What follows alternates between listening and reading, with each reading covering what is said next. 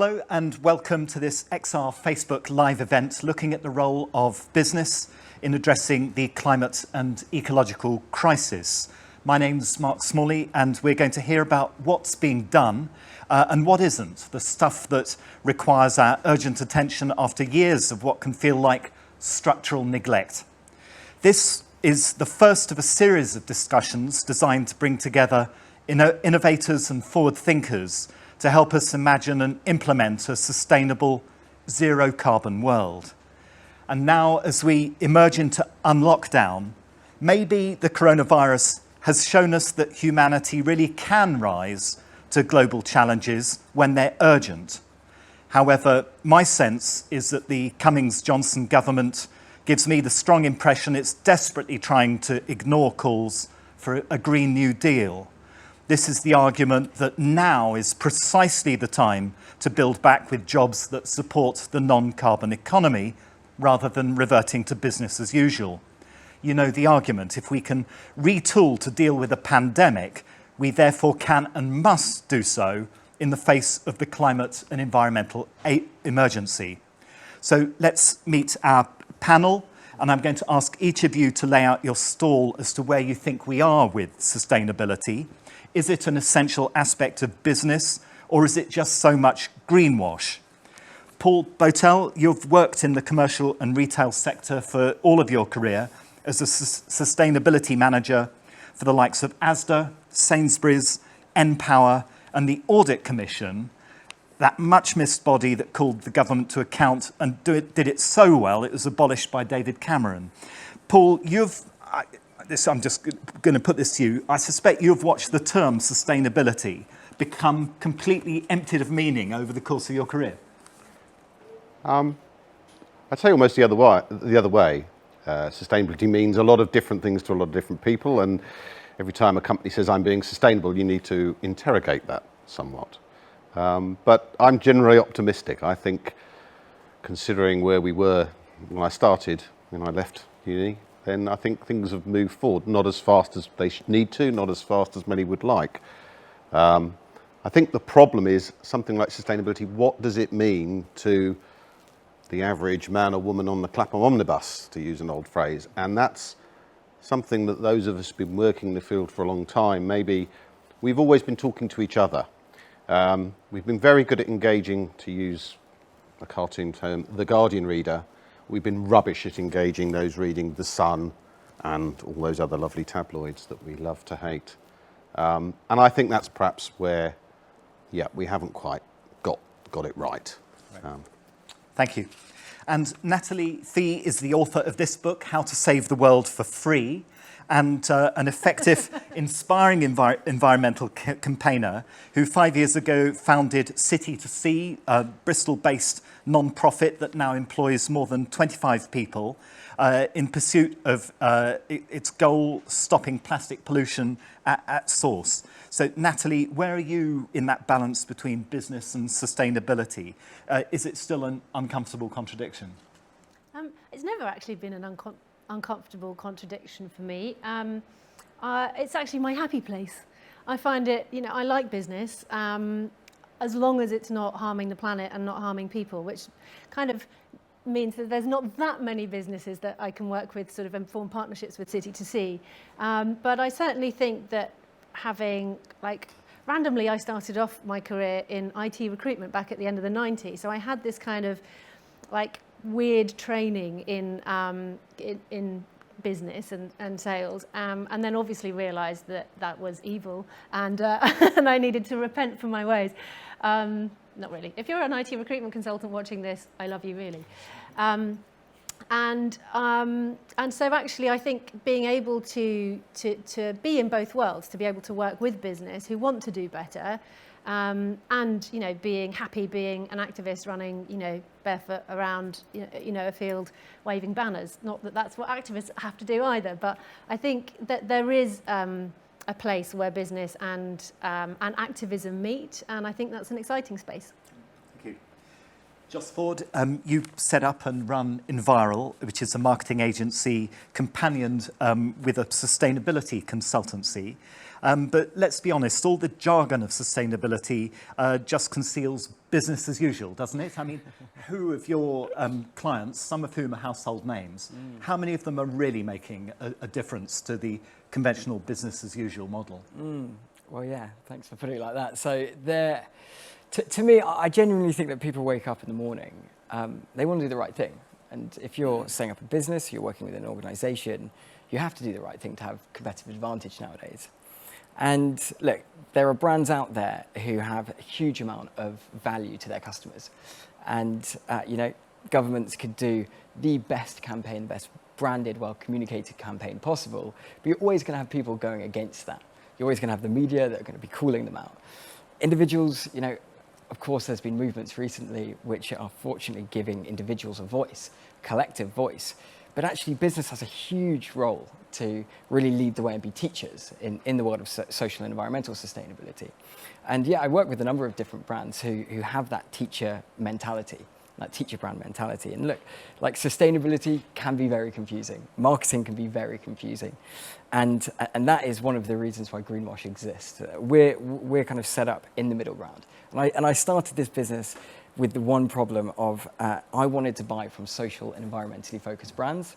I knew that they existed. They were operating in a way where they were having innovative business models. They did great things for people and the planet, but they weren't communicators. They weren't marketeers, and that's why I exist. And fortunately, in the world of social media, the digital age that we've got, we have a world where you are one comment away from being called out. And so I'm really optimistic about our view of business and our approach to sustainability. And I think we're in a really, really high momentum at the moment, which you need to keep up.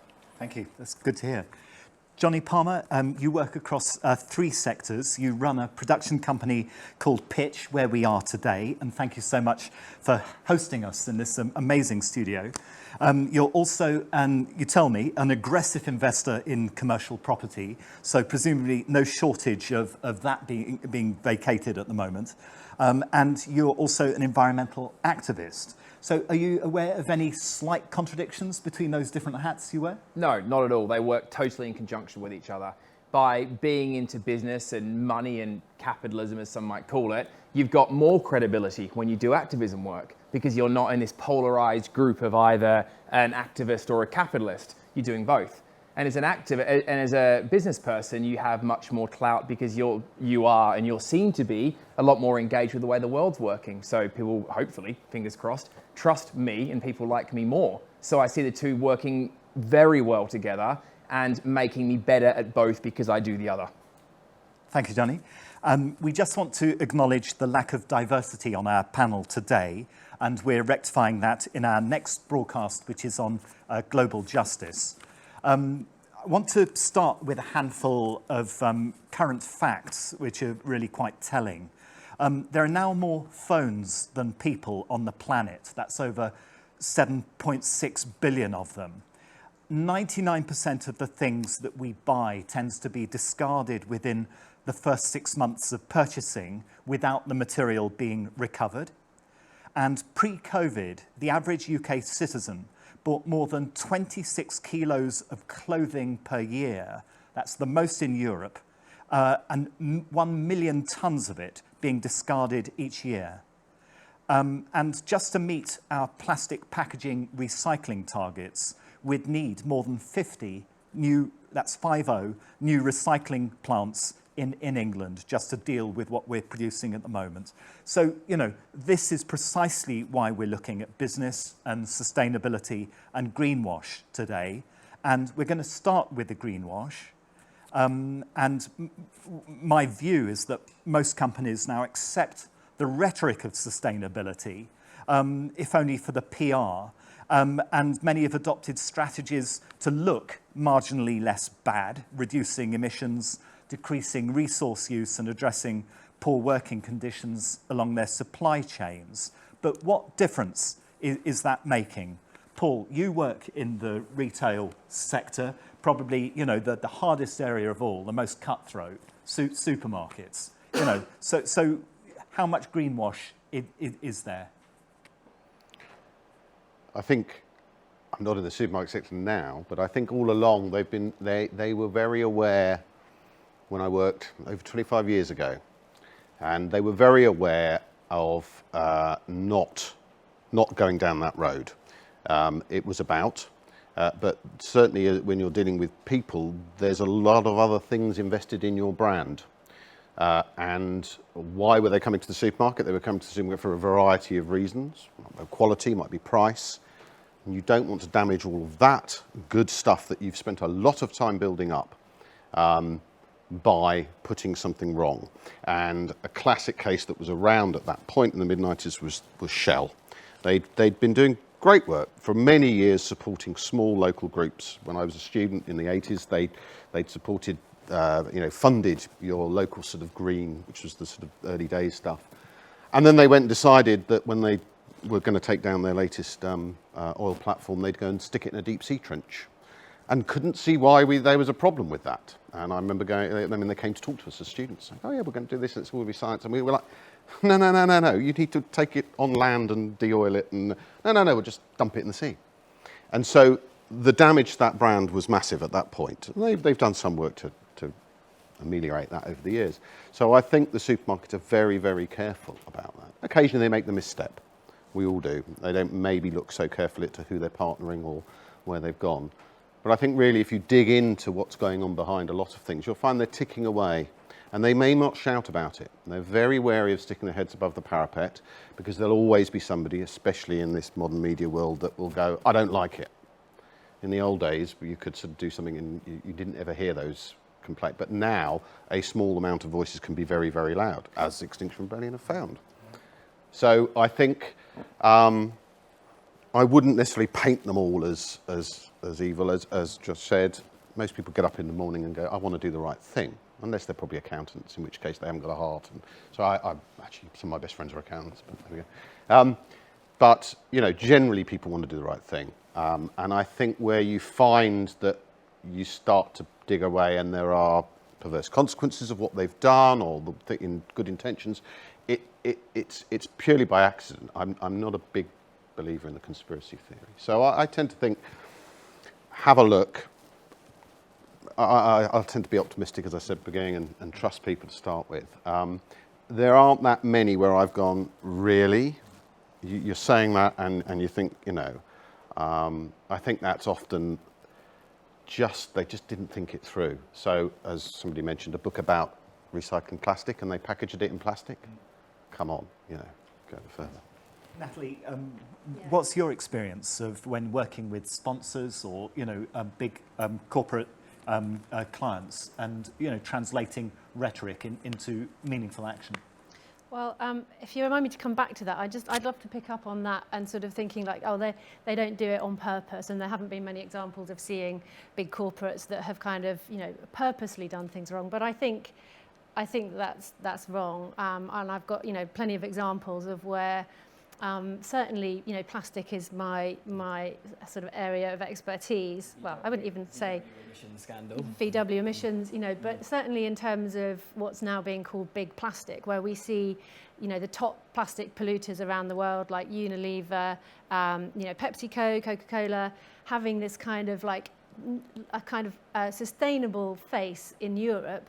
And we're going, 100% recyclable plastic. We're investing in deposit return schemes, and they're kind of doing this kind of face in Europe. And then in developing countries and in the global south, they are actively pushing all kinds of single-use plastic which can't be recycled.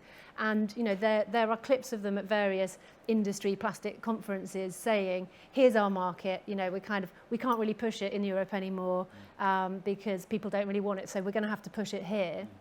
So things like sachets and non-recyclable items of plastic. So I think there is a sinister side to that, very much so, which affects marginalised communities. It doesn't affect sort of the white privileged folk of the West. And so we have to be really, really astute with that and make sure we keep calling those companies out and looking beyond what we see here with their sort of nice sustainability targets. It's fair to say, I think, isn't it, that plastic industry is supply-led. In other words, there's far more of it than they know what to do with. And so they're constantly finding new methods and applications. And much of it going either for landfill or to be burnt, or, you know, what you're really concerned about, ending up in the oceans. Yeah. And that's now happening to PPE. Exactly. So that's what we're seeing at the moment with sort of what's being called COVID waste. We've got, and the plastic industry have been lobbying hard around the world as a result of coronavirus, seeing it as an opportunity to overturn plastic bans. So they've been fairly successful at that in the US. In other countries, fortunately here in Europe, we're sticking to the single-use plastics ban, and here DEFRA is still bringing in the ban on some single-use items in the autumn. But it just shows, you know, with a bit of sort of looking sort of under the lid of things, that the plastics industry are very much seeing coronavirus as an opportunity to push a lot more plastic on us in terms of masks, hand sanitizer. It's everywhere at the moment, and it's a real problem. I think what you're touching on there is the sort of like autonomous nature of capitalism, where they will follow where the market goes. There's demand, they need to make money, and they're utility maximizing autonomous beings, corporate entities. Some might even say psychopathic. So while they play lip service to greenwashing, fundamentally they're like a sort of wild creature in the money world, going out to extract as much resource and take as much money as possible. But I think the future is one where businesses actually have a very deep sense of authenticity around giving a damn, yeah? And I believe that's where modern business is heading. So we won't be psychopathic capitalists in the future, but actually really think about our place in the world. And those kind of behaviors you mentioned are going to carry on happening until we see that shift in corporate consciousness. It's that purpose, isn't it? Purpose is at the core of it, and that needs accountability, though. Yes. And you know, we look at B Corp as a brilliant approach to businesses, forward-thinking businesses. But you know, there's one level of your consumers keeping you accountable, but at the same time, there's still so much confusion with consumers. And so they don't necessarily know if they're doing the right thing or the wrong thing. But isn't that confusion almost deliberate? Isn't that one of the purposes of Greenwash? Yeah, but I don't think that businesses specifically aim to do that. And actually, It's a product of it. 100%, yeah. And forward-thinking businesses are using their platforms to be teacher brands, not preachy. Look, inherently, business is bad for the planet. That's the end all of it. But business isn't going to be going away tomorrow. So how do we move forward? Well, actually, we move forward through brands adding value to consumers and saying, look, like the Patagonias of the world who did a big campaign saying, don't buy this jacket. You know, that was what they put out in the inside front cover of the New York Times a number of years ago on the run-up to Black Friday. And it gave all of these reasons not to buy this specific jacket, even though it was one of the most sustainable jackets in the world. The emphasis there was to say, look, just buy one jacket rather than 3 jackets, and then use that jacket for a long period of time. You just mentioned, you know, that shocking sustainable fashion stat. That's awful. You also mentioned the phone stat. I bought a phone case for my phone, which was made out of ocean plastic, thinking it was the right thing to do. I then found out when it arrived that it had been shipped from a different country. Like, I would have never intentionally done that. That transparency needs to be there. We need to have a carbon tax that is put on brands because they will soon sort their way out. And there needs to be more transparency on the actual emissions and the usage and then the labour that is used. Look at Boohoo Man just being exposed for a non-transparent supply chain. You know, then they are now going to be putting all emphasis into making sure that they're going to sort their supply chain out. Otherwise, they'll continue to be called out. They'll continually have bad press, So and that's a good thing. Shame has a role, or at least calling companies out. It does, but at the same time, it's also specifically for small to medium-sized enterprises a risky thing, because why even start the journey in sustainability if you're going to get called out for the wrong thing? Like, you don't have to be a perfect business to be a sustainable business. In fact, you can't be a perfect sustainability focused business. That's the reason why B Corp exists. You know, it's all about continuous improvement. But there's two paradigms here. There's one of the shame, accountability, transparency. I would summarize that as what can you get away with and what do people see value in, versus the really deeply authentic trying to do something different. And I think your examples are jumping from one paradigm to the other. We need to be really genuine and authentic in what our purpose is for here, not just like what to do that maximizes how cool we look. In my company, we built this renewable power system for events, yeah? It's cool, it's good, but it was admittedly, hands up, very, very visible. Check us out, aren't we awesome, yeah? Which is very different from making micro financial decisions every day that you don't tell people about, that kind of hurt, actually, but you do it because it's done from a place of purpose rather than a place of, I would argue, greenwashing narcissism. Absolutely. I think that's the whole thing where companies are pivoting away from understanding that it's not what they sell, it's necessarily the service they provide. So someone like Unilever has been thinking, well, okay, at the moment we sell you shampoo. Really, should be selling you a hair cleaning solution. So do we get into the where we can have a returnable situation, et cetera, et cetera. And all of that stuff's happening, but then also remember, companies are quite large entities, and although they would never admit it, because often the left hand and the right hand don't know what they're doing, there are different departments that don't talk to each other. And I think sometimes where there have been good intentions and then somebody else, as you say, you know, and I know it happened with the detergent companies, oh, we'll have nice green biological, and the rules came in, the law came in. Oh dear, what do we do with this big pile of stuff we can't use? Oh, we'll use it in Latin America. Now that was probably a decision taken, and they actually nobody talked to each other, and then suddenly somebody, if there was someone with the environment tag, and that went, hang about, this is just not really very clever. And then depending on how much money they were going to lose might depend on whether they did something about it. So I'm not sorry, I think we do have to keep our eye on companies, and we certainly need to keep calling them out. But I'm always very wary of there's this sort of sinister cabal of, you know, the Illuminati trying to do the bad thing. I think most of the time it's the cock-up theory, to use a phrase, in that, you know, businesses are not perfect organisations. They don't run, they don't communicate very well. And really the job of people like, if you're on the outside, is to just keep calling that up, because sometimes, and it's happened to me, the first thing the environment manager knows about it is because there's a pressure group saying, did you know? And it's like, no, I didn't actually. And so you need to be let in the room to say, hang on guys, this isn't a good idea, this is a problem. So, but there are a lot of companies pivoting away from that delivering you stuff to delivering you a service. And I think that's definitely the way to go, because a lot of this stuff has built-in obsolescence. Thank you. Just a few observations from viewers on Facebook Live. Joe Justice is pointing out, you know, the presence of green virtue signalling, and Russell Vic Storer is asking, can we see legislation coming into industries preventing them from using words such as biodegradable and compostable, whether in industry, commerce, or at home? Natalie, is this something that you're dealing with City to See? We're not so much on sort of packaging legislation and that side of things, but I think it has been confusing for people, and there has been this big, obviously, sort of switch to bioplastics and people thinking that they are compostable when they're not, unless it's in a high heat composter, of which we don't have very many of in the UK. So I think there will be, and again, that will be part of sort of the role of supermarkets and government to bring that kind of legislation in. And I, just to pick up on the sort of shaming and calling out, I think we've had some success with that at City to See with our Switch the Stick campaign, was where we got all the supermarkets to stop making cotton buds out of plastic and make them out of paper. And that was really like, yeah, holding them accountable, but it was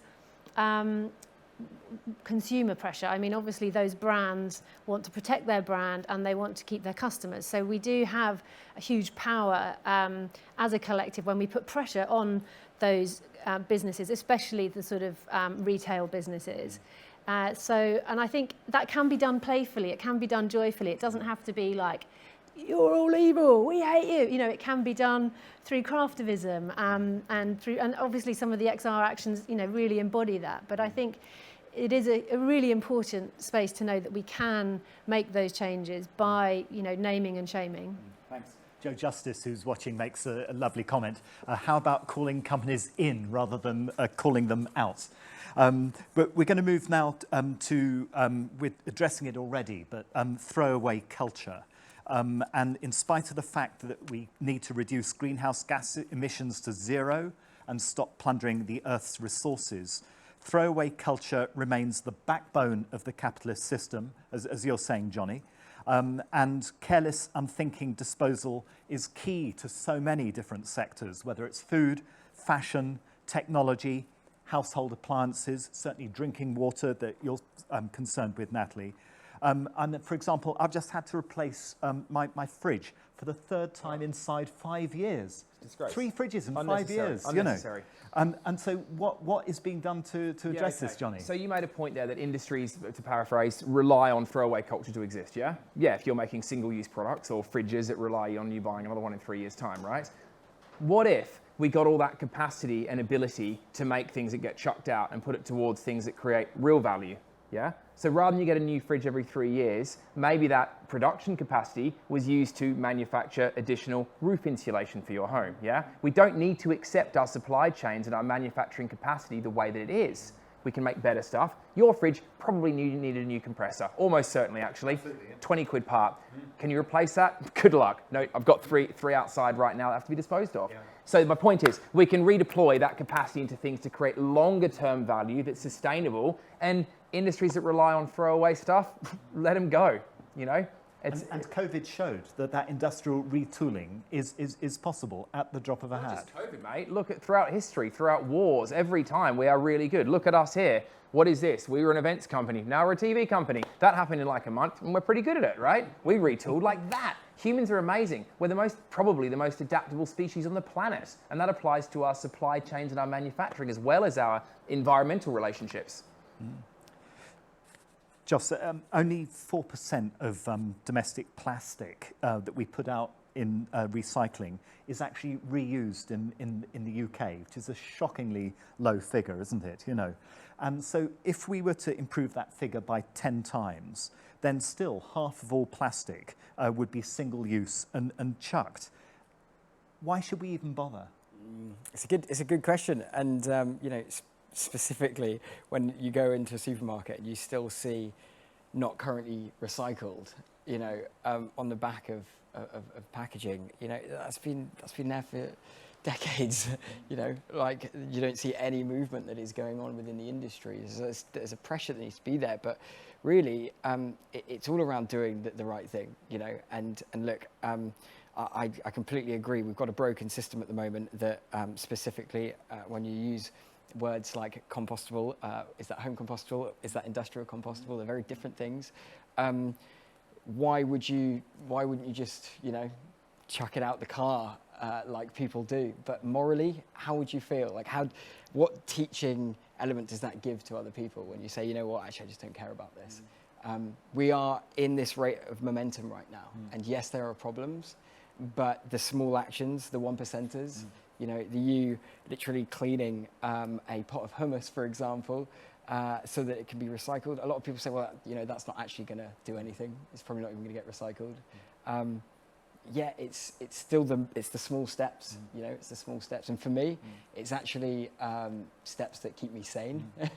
And Natalie, that's very much what your book is about, isn't it? Enabling us to find all sorts of everyday interventions and so on.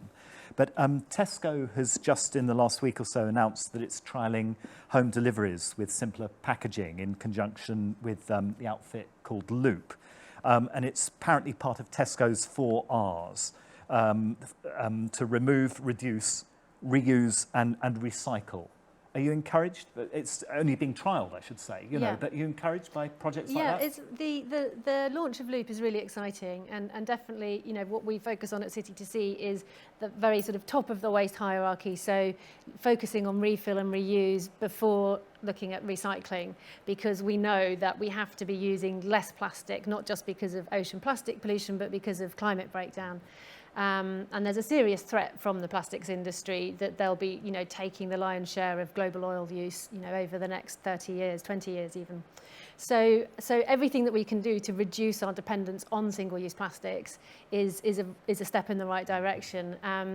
And what Loop are doing is obviously allowing people to experience the ease or experience refilling without having to, say, go to your local sort of zero waste shop and stand there with your refill shampoo bottle with it all dribbling down your hands, and when you've got an extra 20 minutes, I've been refilling for years, but I've generally been saying I don't think this model is going to catch on, especially in supermarkets when people are time poor. You don't want to get everything dribbles all over the floor. It's difficult, but schemes like Loop, and there's some really great products coming on the market, like a brand called Ocean Saver, who have these dissolvable pods that you put in your existing cleaning products. You shake it up with warm water, zero plastic packaging, zero waste other than a little bit of cardboard to recycle.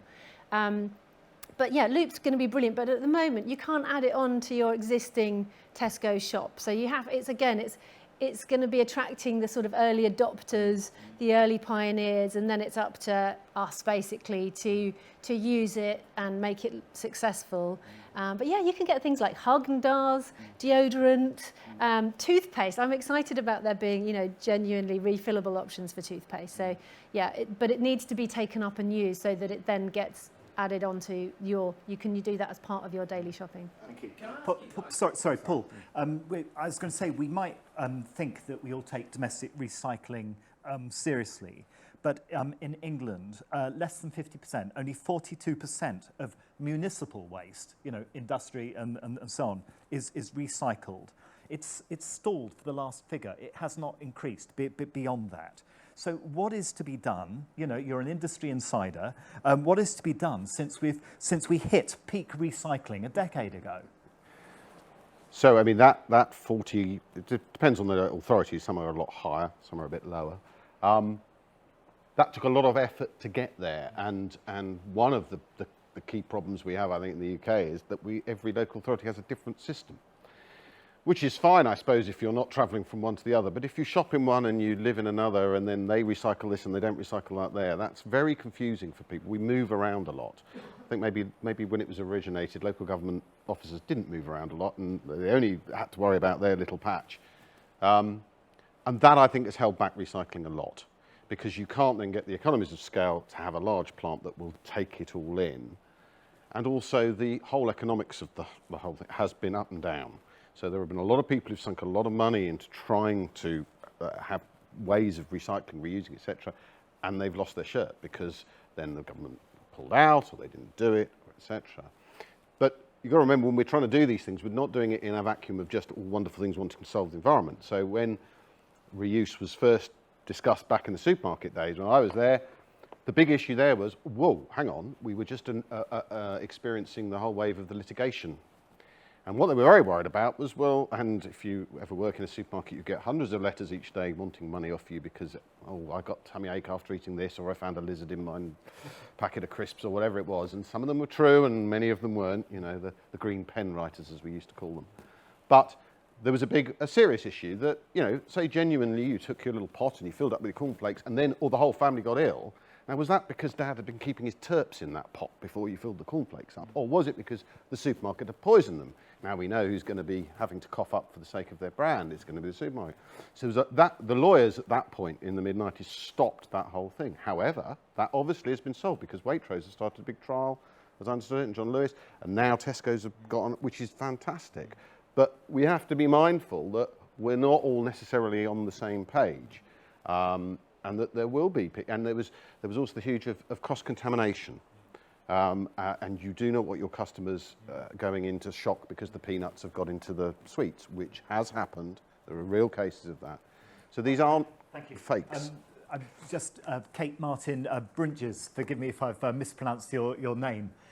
Johnny, she's saying we don't need a handful of people doing recycling or refill or zero waste perfectly. We need millions of people doing it imperfectly. Do you agree with that? Can I actually call out recycling, right? I wonder if this is a massive campaign of consumer shaming. Think about it. You've got Tesco and Waitrose making profit from the produce they sell. They package it the way they sell it because it's the most profitable thing to do, right? That's just a given.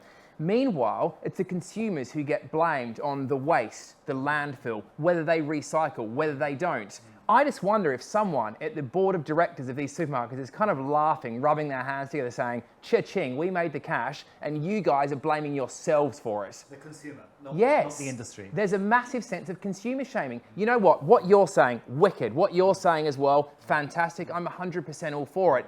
But are we not running around cleaning up after the mess of the people that are making a huge profit from it? Are we not taking on the liability ourselves? Yes. I think that's where extended producer responsibility is coming in, and, Yes. and that is something that is coming slowly, not fast enough, but that is, I'm pretty sure, part of the environment bill that's coming in. I mean, you might know more about EPR.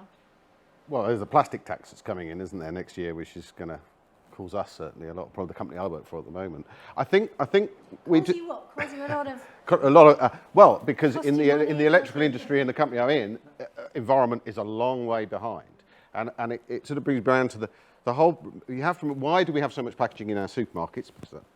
We have it because back in the 60s, it stopped the food going off. So you actually reduced the amount of food wastage from farm to plate massively, which is a superb, massive environmental benefit. If you have grown it and shipped it across the world only for it to break before you got it home or you've wasted it. You've blown any environmental benefit whatsoever. So I think we have to keep an eye on it, and reuse would be so much better than putting an apple in a plastic pack.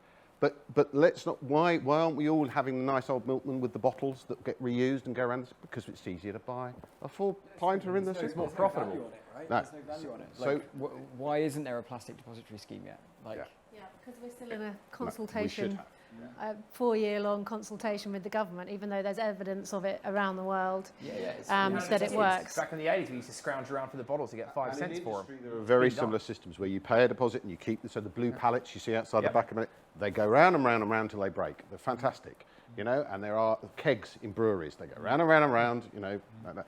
But we need it for people. We need it for the general So public. we're challenging the greenwash, which is too common. We're actually challenging the extent and usefulness of recycling. But I want to take this opportunity to explore what's called the circular economy, rather than what we've been describing, you know, which is single-use linear exploitation with the products ending up as landfill or being burnt. Natalie, would you be willing, please, to just tell us what the circular economy is? Yeah, I mean, essentially, as you say, generally what we've been doing is designing things that we haven't considered what happens to that thing at the end of its life. And it basically gets produced, it gets used, and then it gets, you know, incinerated or goes to landfill, and that kind of ends up as waste. Whereas the circular economy looks at designing the entire life cycle of a product so that whatever it's made of can get used again, or that there is no waste from that product. So essentially designing things for sort of reuse and repair rather than designing them for waste. Thank you.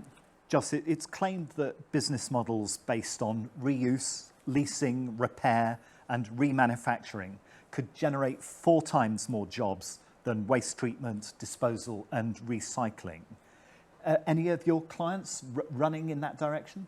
Yeah. So, I mean, look, it's a discussion that I think all brands are having, or at least all forward-thinking, purpose-driven brands are having. And that cradle-to-cradle process, there's clearly value in that. Why would you want something to end up where the value is lost? The thing is that it is such a rapid change in their business models. They have to create infrastructure to be able to do that. You know, I think it really is looking at the value of why you're producing something in the first place. And look, I mean, we work with a number of different brands, and specifically that there are, you know, brands who think that they're doing the right thing when actually they're being let down in certain other areas. And that sustainability growth mindset, which is, you know, a lot of entrepreneurs are very, you know, familiar with a growth mindset, needs to be applied within the sustainability world, or sustainability in business. I think that brands need to be promoted to look at the circular economy further. You know, there are a phenomenal amount of resources out there, and the MacArthur Foundation is, you know, a brilliant resource for forward-thinking businesses to actually get some expertise. But actually, you know, with the eco-conscious consumer demanding it, well, you know, early adopters, they're just going to get competitive advantage through what they're doing. You know, you've mentioned the Haagen-Dazs of the world. Okay, they're not doing it on a mass scale. You have a inkling sometimes they're doing it for a press release, but actually, you know, if that's going to be their motivator to be forward-thinking businesses, so it be. Thank you.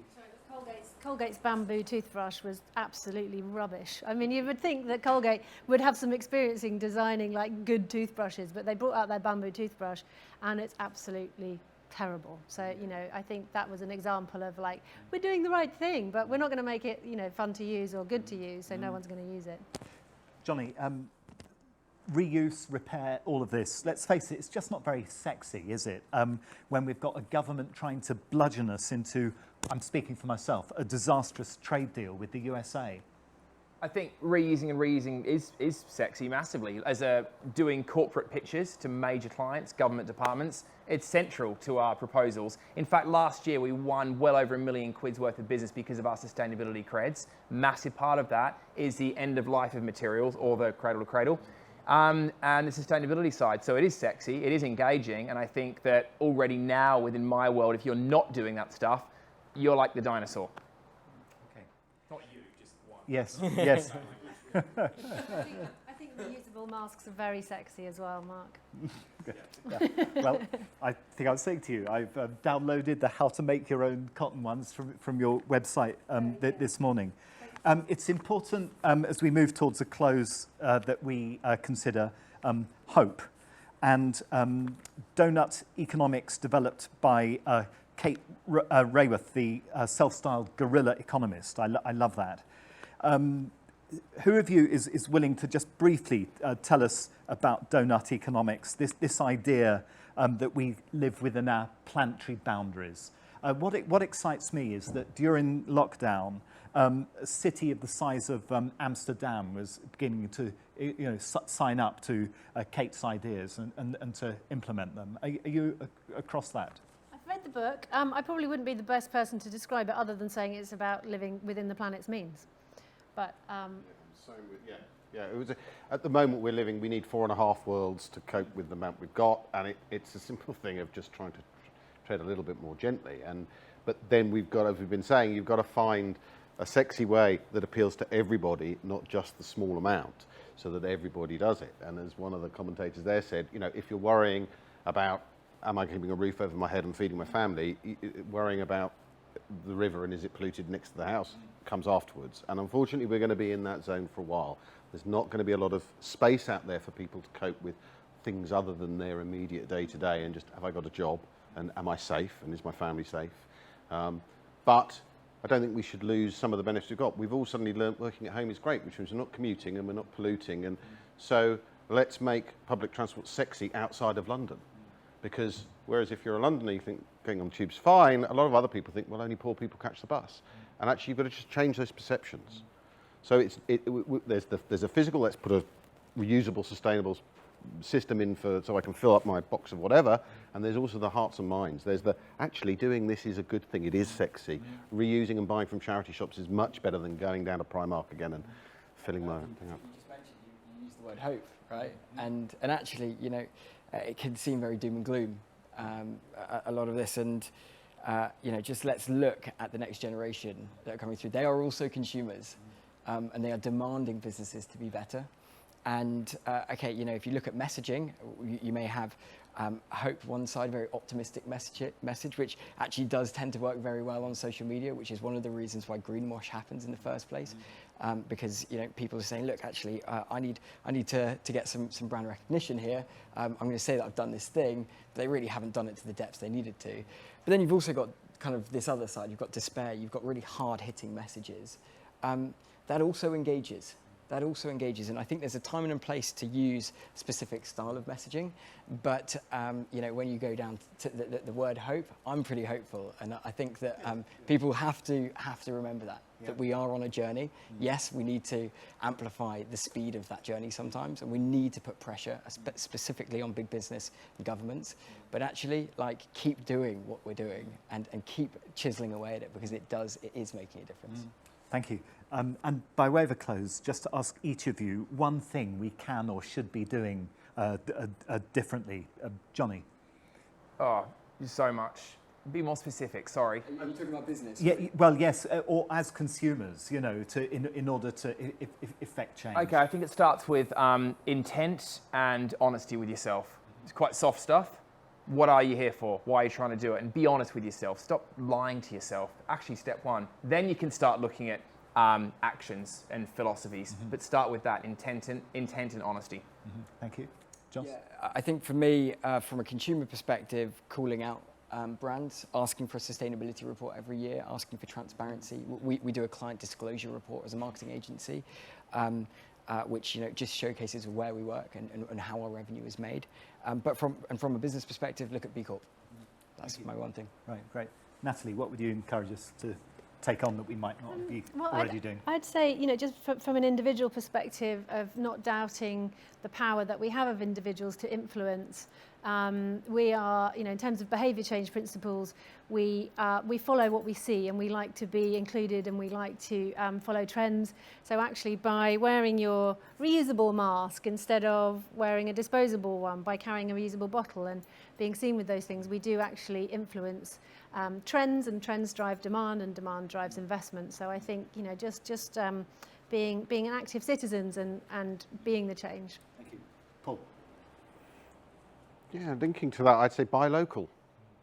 If you're buying local, you're not travelling, you're not driving to that out of town, etc., but you're supporting a smaller business maybe. And if you're a smaller business, then as a customer, you've got more power. You're not just one of millions, you probably engage a little bit more. But also you're supporting your neighbourhood, you're keeping that economy going. You can probably have more of a dialogue with them. So yeah, support wherever is local has got to be a good first step. Well, thank you all very much for turning out on a very wet Monday.